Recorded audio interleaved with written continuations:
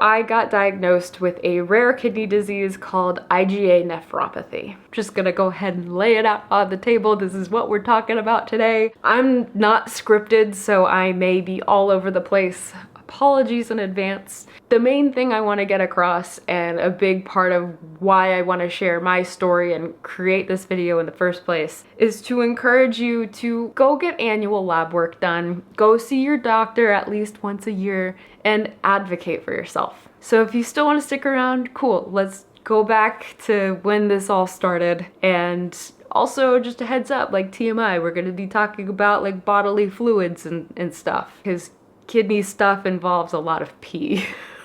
This is gonna be so weird. It's fine. It's really not gonna be that bad, but it's out there. All right, it's for informational purposes. Also, if there are people who may be experiencing similar symptoms, I had no idea that this was a thing. So let's just go back to October when I got my annual lab work done. So the blood work looked fine, but my urine analysis shows blood and protein in my urine. Now the blood, I can't see it. That's actually my normal, or it has been for the last several years, at least since 2018. I did go to a urologist years ago, and basically it was inconclusive. But the protein in my urine, and I think it was just trace amounts, but that caught my attention, obviously caught my doctor's attention. And she was basically like, go to a urologist, you'll probably need to go to a nephrologist after, which a nephrologist is a kidney doctor, by the way. So the urologist had me do another urine test. There's a lot of urine tests, a CT scan, and a cystoscopy. Now you might be wondering, what is a cystoscopy? Because I didn't know. Basically, they take a little camera, it's about the thickness of my pinky, and they put it up your pee hole and they look around at your bladder. And I'll just say it was as uncomfortable as it sounds. God, this is so weird. All of those tests came back normal, minus the fact that I'm like peeing blood and protein. He referred me to a nephrologist. Now the nephrologist had me do more urine tests, including what I like to call a 24-hour pee challenge. And yes, you have to collect all of that for 24 hours, and you put it in a container and you keep it in the fridge, and it is weird. It is really weird. Yeah. This is so weird to talk about. So that came back. Protein was higher than he would have liked to have seen. He also had me do an ultrasound to look at my bladder and my kidneys. And on the kidneys, there was some whitening, and that indicates some level of scarring. So based on that, and based on the 24-hour pee challenge results, he had me do a biopsy. The biopsy itself, it was a little scary. They used an ultrasound to basically identify where your kidneys are, and they use a long needle and just take little samples of your kidney. And yes, I did ask to see them. I was really surprised that the recovery from that biopsy was more intense than I thought, and it was painful. I was really uncomfortable for a few days, but totally worth it. So April 15th, I go in for the follow-up appointment to learn about the results of my biopsy. I'm really hoping that we can get answers. And sure enough, I have this rare disease called IgA nephropathy. Now, apologies if I butcher this explanation. I will put some resources down below if you were interested in learning more.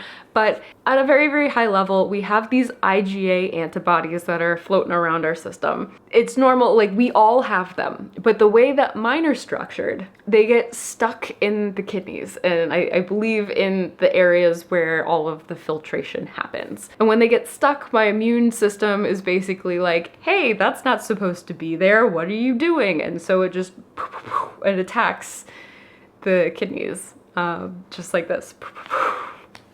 But there is no cure for this. It's just trying to slow the progression and to minimize kidney damage as much as possible. And I'll admit, hearing that there is no cure is scary. And I'm in my early 30s. So I don't know the next 10 years, 20 years, 30 years, like what is my life going to look like as I age? I don't know what the quality of my life will be. technically nobody knows, but you get my point. I've assumed that, oh yeah, you know, when I retire, I'll be feeling great and I'll be doing all these cool things, and that just feels somewhat outside of my control. I know that there are other things, but just work with me here. I'm still processing all of this. Now, I am extremely lucky that we caught this really early. So technically, I believe I'm considered to be like stage 1. If you're looking at like the chronic kidney disease progression. So like, yes, there has been some damage to my kidneys, but they are still functioning within like normal ranges. But there is some protein leakage. To minimize that, my nephrologist has put me on blood pressure medication. Now, I do not have high blood pressure, and this is a very common treatment for this sort of thing, but I get the sense that this is usually diagnosed in the later stages. So again, I'm really, really grateful. When I first heard the news, it didn't sink in until a few hours later. As I started researching and going down the rabbit hole, that's when I started kind of freaking out. Not freaking out, but you know what I mean. I've mentioned in some recent videos that work has been pretty stressful lately, and yes, that is very true, but this has also been brewing in the back of my mind and trying to get an answer. And so now I finally have an answer, which I'm happy about, but I don't like the answer that I got. All I can do is take the blood pressure medication, which I'm also not thrilled that, okay, I think I'm probably gonna have to take medication for the rest of my life, and also be very mindful of inflammation in the body. That's my assumption, because this is a whole like immune thing. My day-to-day life isn't super affected at this point, but I don't want to take that for granted, but it's still scary. And you know, I tend to get out in front of my headlights, as my dad likes to say. So I'm mindful of that, but I'm human and it's hard. And I have been surrounded by a ton of support, particularly my husband. He's been amazing. I have days where I don't think about it, and other days where I found a few Facebook groups, which that's great, but I will end up kind of going down one of those rabbit holes, or I'll spiral and I have to just close my laptop, not look at it. Clearly still processing, but I don't know. I wanted to make this video just, again, to encourage you to get annual lab work. Like, please do that. It may seem silly or a waste of time, but you just never know. And yeah, you just don't want to take things for granted, and if you're able to catch things early, amazing, because there's more that you can do and it can really affect the quality of your life. I really don't mean to be all gloom and doom, and I want to emphasize that, you know, otherwise I feel normal. I will say I am still adjusting to the blood pressure medication, but I'm taking like a super, super low dose. Yeah, I get a little bit lightheaded if I stand up too fast, and